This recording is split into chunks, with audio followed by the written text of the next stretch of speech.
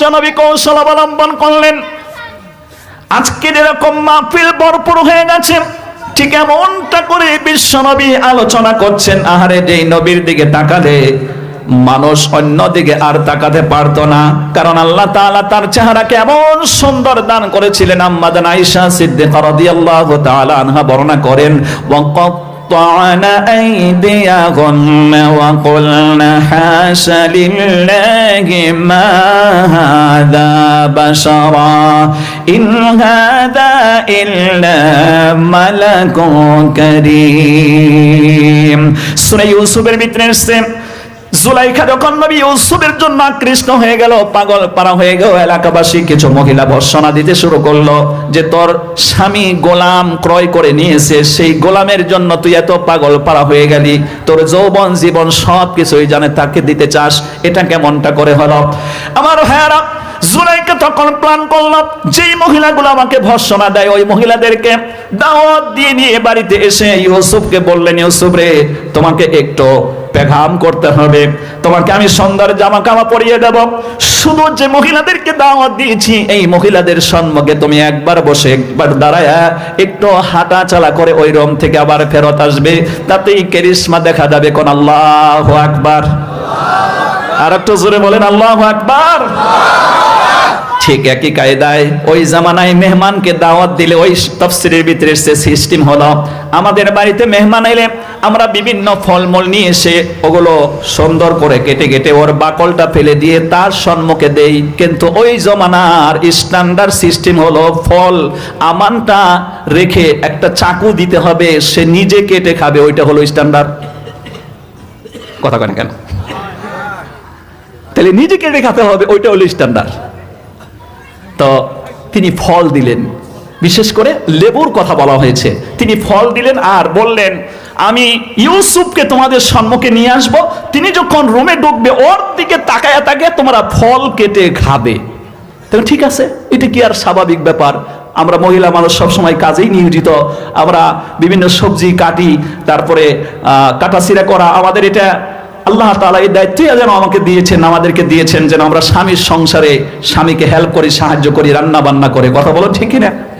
তো এটা কি বড় কাজ? মহিলারা তো বুঝতে পারে নাই যে এখানে কি কেরেশমা আছে, আল্লাহর কি কুদরত আছে। আল্লাহু আকবার। তো ইউসুফ আলাইহিস সালাম যখন এসেছেন, এবার বলছে তোমরা কি রেডি? হ্যাঁ, 1 2 3। অমনি ইউসুফ আলাইহিস সালামকে সম্মুখে নিয়ে এসে বলছে, এখন তোমরা ইউসুফের দিকে তাকাও আর তোমাদের ফল কেটে খেতে থাকো। এক পর্যায়ে এমন হলো, সম্মানিত বন্ধুগণ, ইউসুফ নবীর চেহারার দিকে তারা আকৃষ্ট হয়ে ফল কাটতে গিয়ে কোন দিক দিয়ে তাদের আঙ্গুল কেটে ফেলেছে তারা বলতে পারে নাই। এবার ফাইনাল কথা তারা যেটা বলেছিল সেটা কোরআনে এসেছে, وقطعنا أيديهن وقلنا حاش لله ما هذا بشرا। আশ্চর্য হয়ে তারা বলল, এই ব্যক্তিকে দেখতে গিয়া এমন পর্যায়ে হলো আমাদের অঙ্গুল কেটে ফেললাম, এজন্য আমরা বলতেছি এইটা তো মানুষ না, এটা আল্লাহর সবচেয়ে বড় পাওয়ারফুল দামি নামি নৈকট্যপ্রাপ্ত ফেরেশতা হবেন, যার জন্য তার চেহারা এত সুন্দর। আমাদের সমাজে মানুষ যদি একটু সুন্দর হয়, আমার ভাইয়ারা, বিশেষ করে মেয়ে মানুষ যদি সুন্দর হয়, ওকে কয় পরী। কয় কি পরীর বাচ্চা রে, বলে না নাই? অথচ ওর 14 গোষ্ঠীও কিন্তু পরী দেখে নাই। কেন? ওই যে শুনছে যে জিন পরী নাকি খুব সুন্দর হয়, তাতেই সে তার লকব দিয়ে ফেললো, তো পরীর বাচ্চা। কথা কয় না কেন? আমার ভাইয়ারা, ইউসুফ আলাইহিস সালামকে দেখি তখন তারা বলল, এখন আল্লাহর নৈকট্যপ্রাপ্ত ফেরেশতা। সম্মানিত বন্ধুগণ, আম্মা জান আয়েশা সিদ্দিকা রাদিয়াল্লাহু তাআলা আনহা বর্ণনা করেন যে মহিলাগুলো ইউসুফ নবীকে দেখি তারা সহ্য করতে না পারে তারা হাত কেটে ফেলেছিল, আকৃষ্ট হয়েছিল। ওই মহিলাগুলো যদি আমার নবী বিশ্ব নবীকে দেখতে পেত, তাইলে তাদেরকে বলা হলে যে তোমরা লেবু কাটো, তোমরা ফল কাটো, আর বিশ্ব নবীর দিকে একটু তাকাও। ওই মহিলাগুলো তারা হাত কাটা বাদ দিয়ে অস্ত্র দিয়া কোথায় কলিজা কেটে ফেলতো তারা বুঝতে পারতো না। কোন সুবহানাল্লাহ। মক্কায় নবী এলো মা আমিনার ঘরে, হাসিলে হাজার মানি কাঁদিলে মুক্ত ঝরে। মাইকম্যান ভাই, ড্রাইভার যিনি আছেন, আমি গজল বললে ইকুটা বাড়াতে হবে। আপনি কি আছেন না ঘুমাইছেন? এই মাইকম্যান আছে না ঘুমাইছে? মক্কায় নবী এলো মা আমিনার ঘরে, হাসিলে হাজার মানি কাঁদিলে মুক্ত ঝরে। ও দয়াল আল্লাহ যার সহায় তাহার কিসের ভাবনা, ছেড়ে দে নৌকা মোরা যাব মদিনা, ছেড়ে দে নৌকা মোরা যাব মদিনা। অনুরের রৌশনীতে দুনিয়া গেছে বরে, যে নূরের বাতি জ্বলে পৃথিবীর ঘরে ঘরে। ও দয়াল আল্লাহ যার সহায় তাহার কিসের ভাবনা, ছেড়ে দে নৌকা মোরা যাব মদিনা। বলেন দে দে পাল তোলে দে মাঝি হেলা করিস না, ছেড়ে দে নৌকা মোরা যাব মদিনা, ছেড়ে দে নৌকা মোরা যাব মদিনা। লিল্লাহি তাকবীর। প্রিয় ভাই সব, সেই নবী একদিকে কি চেহারা সুন্দর, তিনি কৌশল অবলম্বন করলেন। সমস্ত উপস্থিত সাহাবারা বসে গেছেন, তিনি আলোচনা করছেন, বক্তৃতা দিচ্ছেন। ফাবিমা রাহমাতিন মিনাল্লাহি লিনতা লাহুম ওয়ালাউ কুনতা ফাজ্জান গালিজাল কলবি লানফাদ্দু মিন হাওলিক। আল্লাহ তাআলা বলেন, আমি নবীর দিলটাকে নরম করে দিয়েছি, ভাষাটাকে কোমল করে দিয়েছি। অতএব ওনার কাছে মানুষ আসলে দূরে সরে না, বরং সিমেন্টের মতন আটকে যায়। যেরকম সিমেন্ট বালু রড এবং পাথরকে আটকে দেয়, ওইভাবে নবীর কাছে লোক এলে তার চরিত্রের উপরে আটকে ইসলাম কবুল করে নিত। কোন সুবহানাল্লাহ। Perhaps the greatest leader of all times was Muhammad sallallahu alayhi wasallam. আল্লাহ রাসূল সম্পর্কে বলা হয়েছে তিনি সর্বকালের সর্বশ্রেষ্ঠ মহামানব, সর্বশ্রেষ্ঠ লিডার, সর্বশ্রেষ্ঠ লিডার, সর্বশ্রেষ্ঠ লিডার। তেনার কাছে লোক আসলে সিমেন্টেড হয়ে যেত। সেই নবী আবার কৌশল অবলম্বন করছেন। এক সাহাবী বসার জায়গা পায় নাই। সাহাবী বট্ট যুবক, যুবক, ইয়ং পিপল, ইয়ং জেনারেশন। এই যুব বন্ধুরা হচ্ছে নিউ প্রজন্মর আমাদের জাতির শক্তি। কথা বলেন ঠিক কিনা? মহাশক্তি। এই যুবকদেরকে আল্লাহ রসুল ইসলামের পথে নিয়ে আনতে, ইসলামের পথে তাদেরকে ঢুকাতে গিয়ে নবীজি কৌশল অবলম্বন করেছেন। ওই যুবকের নাম ছিল হযরতে জারির। তিনি বসার জায়গা পায় নাই, দাঁড়িয়ে আছে, নবীজির ভাষণ শুনতেছে। আবার কয়েকটা খুরমা কিনেছে, খুরমা মানে শুকনো খেজুর কিনেছে, খেজুর খাচ্ছে অথবা বাদাম খাচ্ছে, আর দাঁড়িয়ে দাঁড়িয়ে যে নবীজির কথা শুনছে। নবীজি এক পর্যায়ে আলোচনা করতে করতে ওনার দৃষ্টিটা যুবকের দিকে পড়ে গেল। বিশ্বনবী হযরত মুহাম্মদুর রাসূলুল্লাহ, জোরে বলেন সাল্লাল্লাহু আলাইহি ওয়াসাল্লাম। আল্লাহ রাসূল সাল্লাল্লাহু আলাইহি ওয়াসাল্লাম নিজের চাদর মোবারক, গায়ের জামাটা ওই জারিরের দিকে নিক্ষেপ করে দিয়ে বললেন, জারিরে তুমি বসার জায়গা পাও নাই, তুমি বসার জায়গা পাও নাই, আমি তোমার জন্য এই চাদরটা দিলাম, এই চাদরটা বিছিয়ে আমি নবীর ভাষণ তুমি শুনতে থাকো। এই কথা বলে নবীজি যখন তার কাছে চাদর নিক্ষেপ করলেন, যুবক চোখের পানি ছেড়ে দিয়ে বলতে শুরু করলো, আকরামাকাল্লাহু কামা আকরামতানি ইয়া রাসূলুল্লাহ সাল্লাল্লাহু আলাইহি ওয়াসাল্লাম। নবী গো, আল্লাহর পরেই শ্রেষ্ঠ ব্যক্তি আপনি, আপনার সম্মান আল্লাহর পরেই সবচেয়ে বড়। লা তাজআলু দুআ আর-রাসূল বাইনাকুম কাদুআ ইবাদিকুম বাদা। আমার কিছু গ্রাম্য সাহাবী এসে নবীকে, হে মোহাম্মদ, হে মোহাম্মদ, ইয়া মোহাম্মদ, ঘর থেকে বের হও, ঘর থেকে বের হও, এভাবে ডাকাডাকি করলে আল্লাহ তাআলা সঙ্গে সঙ্গে কোরআনে কারীমের আয়াত নাজিল করে দেয়। আল্লাহ রাব্বুল আলামিন বলেন, তোমরা সাধারণভাবে তোমাদের বন্ধু বান্ধবকে যেরকম আব্দুর রহমান, আব্দুস সালাম বলে ডাকো, আমার নবীকে এরকম ভাবে বেয়াদবির সহিত তোমরা ডাকবে না। আমার নবীর মান ও মর্যাদা আমি আল্লাহর পরেই সর্বশ্রেষ্ঠ। কথা বলেন ঠিক কিনা? লা তাজআলু দুআ আর-রাসূলি বাইনাকুম কাদুআ ইবাদিকুম বাদা। তোমাদের বন্ধু বান্ধবের মতন আমার নবীকে তোমরা ডেকো না। আল্লাহু আকবার। সেই নবী, বিশ্ব নবী, আমার ভাইয়ারা, হযরত জারিরকে যখন নিক্ষেপ করে দিলেন চাদর, চোখের পানি ছেড়ে দিয়ে বলে, হে আল্লাহর রাসূল, আপনি চাদরটা নিক্ষেপ করে আপনি যে আমাকে সম্মান দিয়েছেন, আমি এই শুকরিয়া আদায় করে শেষ করতে পারবো না। তবে আমি বলি, রব্বুল আলামিন যেন আপনার সম্মানকে আরো অনেক অনেক বাড়িয়ে দেয়। আপনি চাঁদে নিক্ষেপ করে আমার সম্মান যেরকম বাড়িয়েছেন, আল্লাহ তাআলা আপনার সম্মান আরো আরো বাড়িয়ে দেখ। আমার ভাইয়ারা, হযরত জারীর রাদিয়াল্লাহু তাআলা আনহু নবীর জামার মধ্যে চুমো খাচ্ছেন আর বলছেন, বিশ্ব নবীর চাদর মোবারকে কি আমি বসতে পারি? তবে নবীজি যে সম্মান দিয়েছেন, এই সম্মানকে আমি রেসপেক্ট করি। কোন সুবহানাল্লাহ। এজন্য আমার ভাইয়ারা, যে সমাজের ভিতরে যুবকদেরকে হালাল পথে রেসপেক্ট করা না হয়, ওই সমাজের যুবকরা হারাম কাজে গিয়ে হারাম কাম করে, সেই হারাম মহলে গিয়ে হারাম জায়গায় নিজের সম্মান খুঁজতে থাকে। কথা বলেন ঠিক কিনা? এই জন্য যুবকদেরকে ভালোবাসবেন, মহব্বত করবেন, আদর করবেন, যত্ন করবেন। তারা যে এই প্রোগ্রাম করছে, সার্বিক কল্যাণের চেষ্টা করবেন, সার্বিক সহযোগিতার চেষ্টা করবেন। আল্লাহ তাআলা আমাদেরকে তৌফিক দান করুন, বলুন আমিন। প্রিয় ভাই সব, আমাকে বলা হয়েছে আমি যেন জান্নাত এবং জাহান্নাম সম্পর্কে আপনাদের কাছে কিছু আলোচনা উপস্থাপন করি।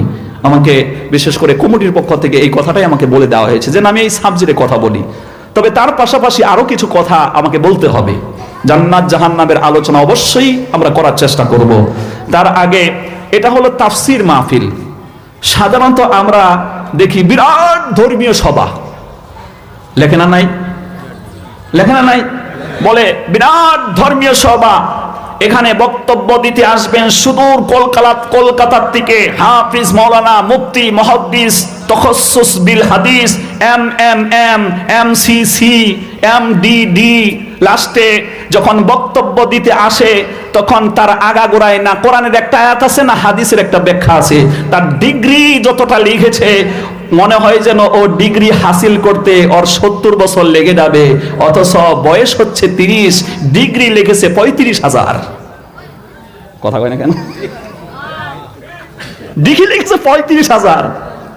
যতটা ডিগ্রি লিখেছে ওর 14 গোষ্ঠী লাগবে বলে হাসিল করতে। নাম লিখে দিচ্ছে একের পর এক ডিগ্রি।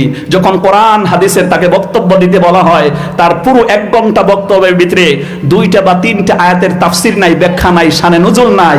এভাবে করে ধর্মসভা হচ্ছে, হতে থাকবে, কিয়ামত পর্যন্ত হবে, মানুষের পরিবর্তন আসবে না।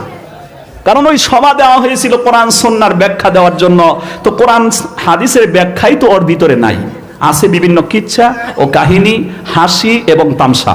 কথা কয় না কেন?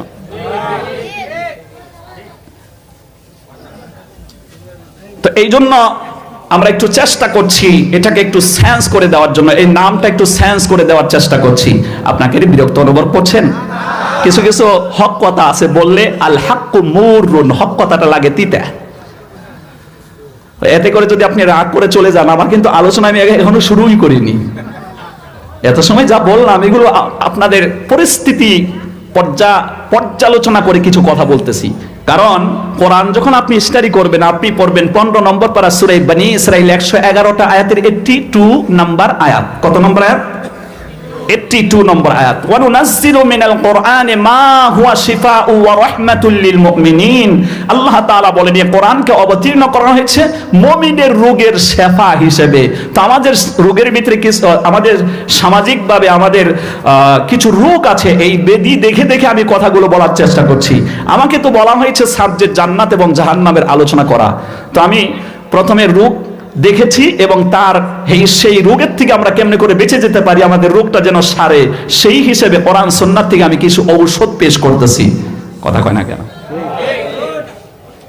তা আলোচনা কিন্তু এখন শুরু হয়নি, মূল আলোচনা এখনো শুরু হয়নি। তাই একটু ধৈর্য ধারণ করতে হবে আপনাদেরকে। আপনারা কতক্ষণ থাকতে পারেন বলেন তো দেখি? কত রাত থাকবেন? সারা রাত থাকবেন? আরে বাবা, সারা রাত বলার চালান পাতি তো আমার কাছে থাকা লাগবে। হ্যাঁ, সারা রাত বলার চালান পাতি আবার আমার কাছে নাই। আমরা 1 থেকে 1.5 ঘন্টা মূল আলোচনায় যাব। 1 থেকে 1.5 ঘন্টা আলোচনা ইনশাআল্লাহ মনোযোগ সহকারে শুনতে হবে। কোরআনের আলোচনা কি দিয়ে শুনতে হবে? মনোযোগ সহকারে শুনতে হবে। একটা আয়াত পড়ছি, আপনি পড়বেন 24 নম্বর পারা, সূরার নাম হচ্ছে সূরাতুজ জুমর। টোটাল আয়াত আছে এখানে 75টা, আয়াত সংখ্যা 18। কত? আল্লাহ রাব্বুল আলামিন বলেন, الذين يستمعون القول فيتبعون أحسنه أولئك الذين هداهم الله وأولئك هم أولو الألباب আল্লাহ রাব্বুল আলামিন বলেন, এই পৃথিবীতে যারা আমার বান্দা বান্দি কোরআনের তাফসীর ব্যাখ্যা যখন তারা মনোযোগ সহকারে শ্রবণ করার সাথে সাথে তার উপরে আমল নিয়ে আসবে, আল্লাহ রাব্বুল আলামিন বলেন আমি আল্লাহ পাক তাদেরকে হেদায়েত দান করে দেব। গোটা কোরআনটাকে আল্লাহ নাজিল করেছেন হেদায়েত দেওয়ার জন্য। প্রশ্ন করলে জবাব এসেছে আজ থেকে 1400 বছর আগে। আপনি কোরআনে কারীম যখন পড়বেন, দ্বিতীয় নম্বর পারাটা যখন বের করবেন, 2 নম্বর সূরা 286 আয়াতের 185 নম্বর আয়াত, শাহরুর রমাদানাল্লাযী উনজিলা ফীহিল কুরআন হুদাল লিন্নাস। এই যে হুদাল লিন্নাস যে বলা হলো, এটা হেদায়েত দেওয়ার জন্য। আল্লাহ তাআলা বলেন আমি কোরআনকে রমজান মাসে অবতীর্ণ করেছি যাতে কোরআন এটা গোটা পৃথিবীর মানুষের জন্য হেদায়েতের কথা বলে দেবে। সকলের জন্য কোরআনে আছে হেদায়েত, তবে সকলে হেদায়েত নিতে পারে না। হেদায়েত গুনে গুনে কয়েকজন মানুষে পায়। কথা শুনতেছেন? হেদায়েত গুনে গুনে কয়েকজন মানুষে পায়। হেদায়েত পাবে কে? ওই আয়াতে বলা হয়েছে যারা কোরআনের কথা মনোযোগ সহকারে শোনার সাথে সাথে বিশ্বাস স্থাপনের সহিত তার সঙ্গে সঙ্গে তা আমলে নিয়ে আসে, আমল করতে শুরু করে। আল্লাহ তাআলা বলেন 1 নাম্বার কাজই থাকবে, আমার দায়িত্ব হবে, কোরআন তো আমি হেদায়েতের জন্য নাজিল করেছি, যারা এই কোরআন মানবে, বুঝবে, কোরআনকে অ্যাকসেপ্ট করবে, আমল করবে, আমার দায়িত্ব থাকবে আমি আল্লাহ তাকে হেদায়েত দেওয়া। আল্লাহ এটা নিজের দায়িত্ব। হেদায়েত দেওয়াটা দায়িত্ব কার? আমি আব্দুল সুবহান কিন্তু আপনাদেরকে হেদায়েত দিতে আসি নাই, হেদায়েতের কথা বুঝাতে এসেছি। হেদায়েত দেবেন কে? আর একটু জোরে বলুন আল্লাহ। আর একটু মহব্বত দিয়ে বলুন আল্লাহ। আর যারা হেদায়েত পেল, উলাইকাল্লাযীনা হাদাহুমুল্লাহ ওয়া উলাইকা হুম উলুল আলবাব। আর যারা হেদায়েত পেল তারাই হলো সত্যিকারের জ্ঞান মানুষ, তারাই হলো সত্যিকার জ্ঞানবান ব্যক্তি।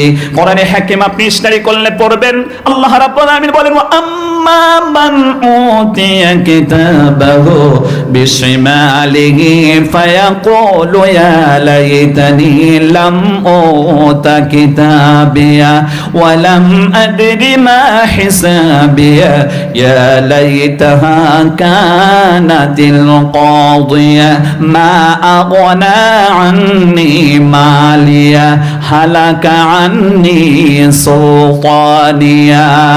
যারা হেদায়েত পায়নি, আমল নামা পিছনের দিক দিয়ে দেওয়া হবে বাম হাতে। এই আমল নামা পাওয়ার পরে সে বলবে আরে এই আমল নামা যদি আমাকে নাই দেওয়া হতো, এই হিসাবের দিন যদি আমাকে নাই উঠানো হতো, আর এই আমল নামা তারপরে আমাকে দেওয়া হলো, আমি পেলাম, আমার যদি হিসাব নাই হতো, এরপরে বলবে আরে সেই রাজত্ব, সেই ক্ষমতা, সেই সম্পদ, সেই টাকা, সেই অর্থ আমার গেল কোথায়? মা আগনা আন্নি মালিয়া, আমার টাকা পয়সা কোনো কাজে আসলো না। আমেরিকার প্রেসিডেন্ট ডোনাল্ড ট্রাম্প এভাবে করে আল্লাহর সম্মুখে ভিক্ষুকের মতন আফসোস করতে থাকবে, America, I am super power of the America, আমেরিকার প্রেসিডেন্ট আমি, সেই রাজত্ব আমার গেল কোথায়? আমি তো হেদায়েত থেকে বঞ্চিত ছিলাম, আরে আজকে যে আমল নামা দিছে এটা যদি আমি নাই পাইতাম তাই ভালো হতো। কথা শুনতেছে? কথা শুনতেছে? যার একটা টেলিফোনের মাধ্যমে গোটা দেশের প্রেসিডেন্ট সহ পুরো সরকার থরথর করে কাঁপে, সেই বেচারা হেদায়েত না পাওয়ার কারণে কিয়ামতের দিনে বলবে আহারে আমার কি হলো, আমার সেই রাজত্ব গেল কোথায়? এই জন্য বন্ধুগণ, এই পৃথিবীতে জ্ঞানবান ব্যক্তি, বুদ্ধিমান ব্যক্তি যে হেদায়েত পায়, লাশ হাসি সেই দেবে, কথা সম্মুখে আসতেছে, সম্মুখে আমরা বলার চেষ্টা করব। তো হেদায়েত আল্লাহ তাআলা কাকে দেবেন? যারা কোরআনকে মনোযোগ সহকারে শুনবে, বিশ্বাস করবে, আমল করবে। আল্লাহর দায়িত্ব হচ্ছে তখন তাকে হেদায়েত দেবে। সুবহানাল্লাহ বলে। আর একটা আয়াত আপনি পড়তে পারেন এটা বোঝার জন্য। এই হেদায়েত কে পাবে? সকলে কিন্তু হেদায়েত পায় না। এই যে কোরআন শুনতে এসেছে, কেউ কেউ মনে করছে দেখি আব্দুল সুবহান ভাষাটা কেমন কয়, মাঝে মাঝে দুই একটা ইংরেজি কয় নাকি, সুরটা আবার কেমন দেয়, আবার মাঝে গজল কয় নাকি। আপনাদের এখানে আলহামদুলিল্লাহ আমাদের বরপেটার গৌরব, এখন বোধহয় এটা বজালি জেলা পড়ে গেছে, ওই যে হাফিজ ইদ্রিস সাহেব, আল্লাহ তাআলা তার কণ্ঠকে এত সুন্দর করে দিয়েছেন, এত আকর্ষণ করে দিয়েছেন। আমাদের পুরো আসামের ভিতরে ওর মতন কেউ সুন্দর করে গজলও বলতে পারে না এবং সুর দিয়ে কেউ ওয়াজও করতে পারে না। আমাদের যদি ওয়াজের জন্য 5টা ফোন আসে, ওর আসে 5000। কথা শুনতেছেন?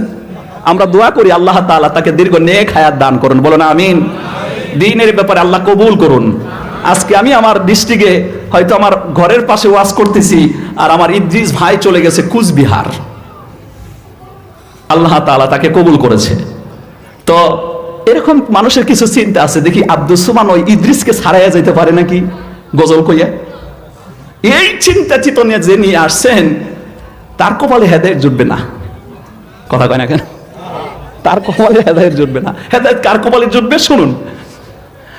আল্লাহ রাব্বুল আলামিনের কোরআন সূরা ইয়াসিন 83টা আয়াত, টোটাল আয়াত হলো 83টা, 22 এবং 23 নাম্বার পারার ভিতরে এই সূরাটা সম্মানিত বন্ধুগণ। আয়াত সংখ্যা 11। এই তো 11:30 বাজে। আয়াত সংখ্যা 11-র ভিতরে আল্লাহ রাব্বুল আলামিন বলেন, ইন্নামা তুনজিরু মান ইত্তাবা'আল যিকরা ওয়া খাশিয়ার রাহমান বিল গায়বি ফাবাশশিরহু বিমাগফিরাতিন ওয়া আজরিন কারীম। আল্লাহ রাব্বুল আলামিন বলেন, নিশ্চয়ই ইন্নামা তুনজিরু মান ইত্তাবা'আল যিকরা। আল্লাহ রাব্বুল আলামিন বলেন, এখানে কোরআনের আরেকটা নাম হলো জিকির, কোরআনের একটা নাম হলো হুদা, কোরআনের একটা নাম হলো ফুরকান, কোরআনের একটা নাম হলো কোরআন, কোরআনের আরেকটা নাম হলো আমার বন্ধুগণ। এভাবে করে অনেকগুলা নাম। কোরআনের আরেকটা নাম হলো হুদা, কোরআনের আরেকটা নাম হলো জিকির। এভাবে কোরআনের আলাদা আলাদা আল্লাহ তাআলা অনেকগুলো নাম দিয়েছেন। তো ইন্নামা মানিত্তাবা'আয যিকরা, যারা এই জিকির নামের কিতাবের নসিহত শ্রবণ করলো, নিশ্চয়ই এবার আল্লাহ রাব্বুল আলামিন বলেন, ইন্নামা তুনজিরু মানিত্তাবা'আয যিকরা। যখন তারা এটা শুনলো, শোনার সাথে সাথে তারা ইত্তেবা করলো, অনুসরণ করলো, মেনে নিল, আমল করতে শুরু করলো। ওয়া খাশিয়ার রাহমান বিল গায়ব। রহমান, এখানে আল্লাহর সিফত বর্ণনা করা হয়েছে। রহমান নামের আল্লাহ রাব্বুল আলামিনকে না দেখেই ভয় করার নীতি অবলম্বন করলো।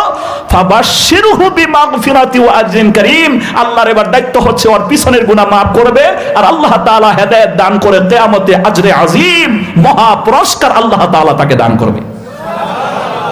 তাহলে এই আয়াতের মধ্যে আমরা হেদায়েত পাওয়ার কন্ডিশনটা বুঝতে পারলাম, যে কোরআন শোনার সাথে সাথে মনোযোগ সহকারে শুনে যখন সে আমল করবে, আর আল্লাহকে না দেখেই বিশ্বাস স্থাপন করে ভয় করার নীতি অবলম্বন করবে, আল্লাহ তাআলা বলছেন, নবী গো খুশখবরি তাদের সে শোনান, আমি তাকে হেদায়েত দিয়ে দেব। সুবহানাল্লাহ। তাইলে আল্লাহ তাআলা যেভাবে আমাদেরকে কন্ডিশন দিয়েছেন, সেই কন্ডিশন ফুলফিল করে আমরা কোরআন শুনে হেদায়েত নিয়ে বাড়ি যাব। কোন ইনশাআল্লাহ। আর তো মহব্বত দিয়ে বলেন ইনশাআল্লাহ। এত সময় আমরা আলোচনা শুনতে শুনতে একটু বিরক্ত অনুভব করছি, মাঝখানে একটা গজল বলেই আমাদের মূল আলোচনায় চলে যাব। কোন ইনশাআল্লাহ। আমার সাথে পড়বেন, আল্লাহু আল্লাহু কি যে মধুর নাম, আল্লাহু আল্লাহু কি যে মধুর নাম, ধরার তামাম মনে মতায় পান্নাহেরা সোনা দানায় হয় না তাহার দাম। আল্লাহ বলুন, আল্লাহ আল্লাহ কি যে মধুর নাম, আকাশ বাতাস সাগর নদী গাইছে ও নাম নিরবধি, আকাশ বাতাস সাগর নদী গাইছে ও নাম নিরবধি, পাখি পাখালির কণ্ঠে শুনি, পাখালির কণ্ঠে শুনি নিত ভিরাম।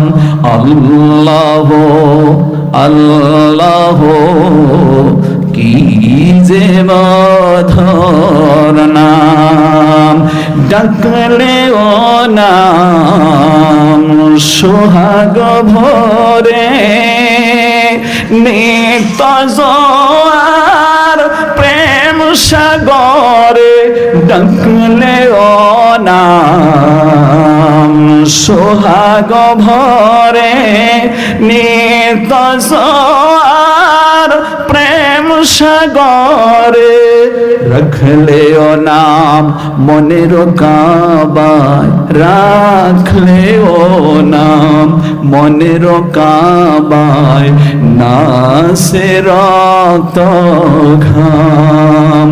আল্লাহ, জোরে বলেন আল্লাহ আল্লাহ কি যে মধুর নাম, কি যে মধুর নাম। বলুন আলহামদুলিল্লাহ।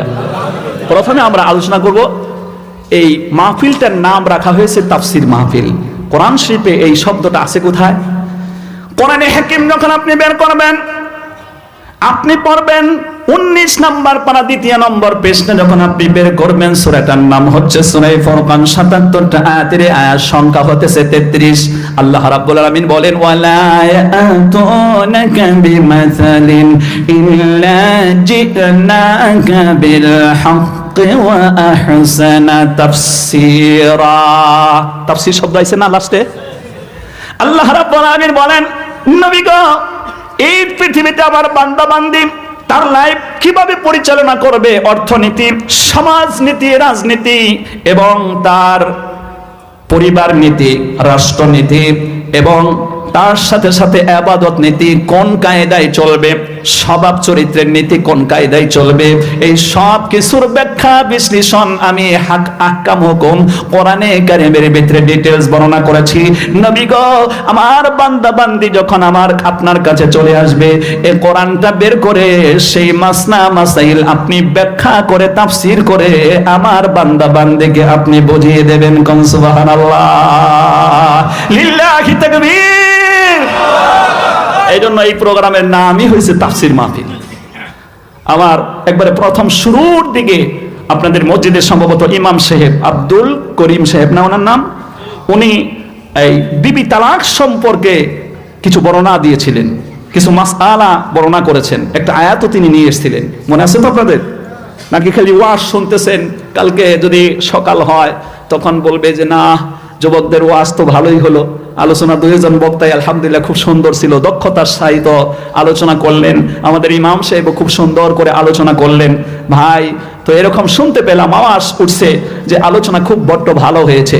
তো আমি ওই দিন তো এটেন্ড হতে পারি নাই, আমি প্রয়োজনে কোথাও গিয়েছিলাম, আপনার বন্ধু বলল চায়ের দোকানে, তখন বলে যে ভাই এত যে ওয়াজ শুনলে রাতভর, আমাকে 2-1টা শোনাও না।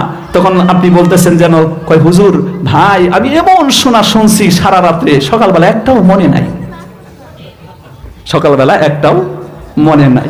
এরকম যদি হয় তাহলে ওয়াজ শুনে ভাই খালি কষ্টই করা হবে, 2-1টা মনেও রাখতে হবে। কথা কোন ঠিক না? তাহলে আমরা একটু মনে রাখার চেষ্টা করব। বলুন ইনশাআল্লাহ। আর একটু জোরে বলুন ইনশাআল্লাহ। ইনশাআল্লাহ আমরা মনে রাখার চেষ্টা করব। আল্লাহ যেন আমাদেরকে মনে রাখার তৌফিক দেয়। বলুন আমিন। প্রিয় ভাই, এই জন্য এই মাহফিলটার নামই হয়েছে তাফসীর মাহফিল। আসুন কেমনে করে মাসআলা বর্ণনা করা হয়। মা বোনেরা আছে না গেছে গা? আছে মানে আমাদের পুরুষের চাইতে বেশি আছে। আপনি বিশ্বাস না করেন, একটু ফাঁক দিয়ে যদি দেখেন তো বুঝতে পারবেন। পুরুষ যদি আসে জালসার মধ্যে, ধর্মসভায় যদি আসে 5 জন, তাহলে মহিলা হবে প্রায় 500। কেন? এটা একটা ভালো নিয়ম যে পুরুষরা বেশি থাকতে পারে না। অনেক পুরুষ থাকে বিদেশে, ইনকামে চলে গেছে। আবার কিছু আছে তারা হয়তো কিছু দূরে যায়, সারাদিন কষ্ট করে যখন বাসায় ফেরে খাবারের পরে ক্লান্তি এসে যায়, তখন বলল যে বিবি তুমি কি জালসাটা শুনে আসো, আমি বাড়িতে পাহারা দিই আর একটু ঘুমাই। এই হিসেবে কিছু পুরুষ আসে না, ঠিক না?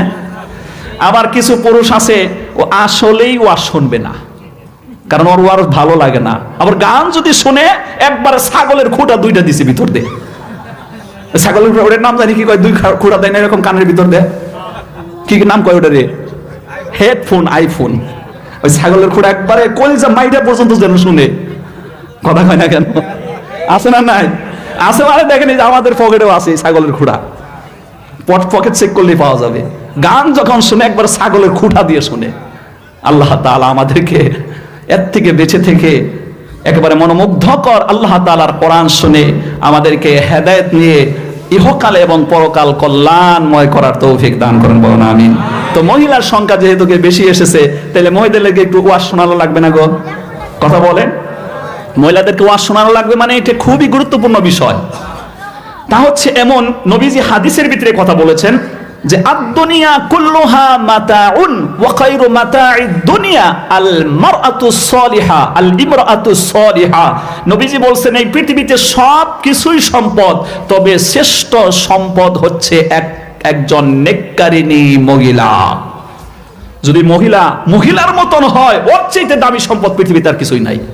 এবং হাদিসের ভিতরে একটা এভাবে বলা হয়েছে, নবীজি বলছেন কেউ যদি জিকিরকারী জবান পেল, শুকুরকারী দিল পেল, এবং তার এমন একটা বিবি পেল যে তাকে দ্বীনের কাজে সাহায্যকারী হয়, ধর্মীয় কাজে সাহায্যকারী হয়, নেক আমলে সাহায্যকারী নেককার বিবি পেল, এবং প্রশস্ত একটা ঘর পেল, আর সে চলার জন্য একটা ভালো সোয়ারি পেল, এই পাঁচটা জিনিস পেলে সে দুনিয়ার সব কল্যাণ পেয়ে গেল। আলহামদুলিল্লাহ বলে।